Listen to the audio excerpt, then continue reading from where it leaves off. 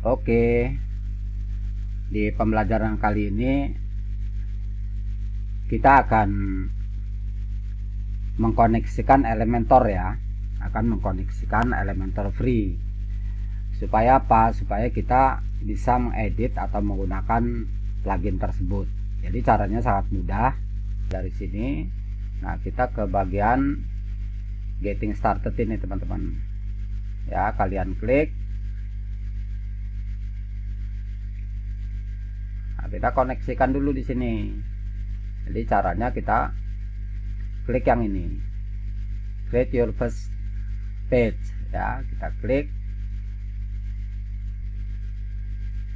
Nah, kemudian biasanya kita akan diminta untuk memverifikasi email ya, jika kita belum memiliki akunnya. Caranya teman-teman klik ini, bagian tema ini, misal seperti ini, kita akan gunakan ini ya, bagian blog ini kita klik, lalu kita pilih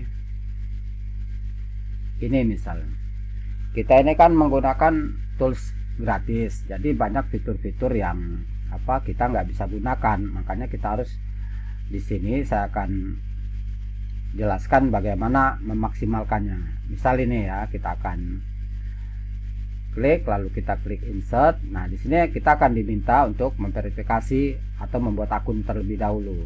Caranya klik get started. Nah, di sini teman-teman buat ya, teman-teman masukkan email dan passwordnya, atau bisa juga klik ini ya dengan Google ya, kita gunakan dengan Google aja, Gmail. Nah, saya akan pilih akun yang ini ya. Cara mudah seperti itu ya, cara mudahnya seperti itu. Kemudian kita klik aja langsung connect. Nah, sekarang kita sudah bisa menggunakan plugin dari Elementor Free ini, sehingga kita bisa mengedit ya, menggunakan tema-tema dari Elementor Free. Nah, begitulah cara kita untuk mengkoneksikan Elementor Free-nya agar kita bisa menggunakan tema dan juga fitur-fitur lainnya.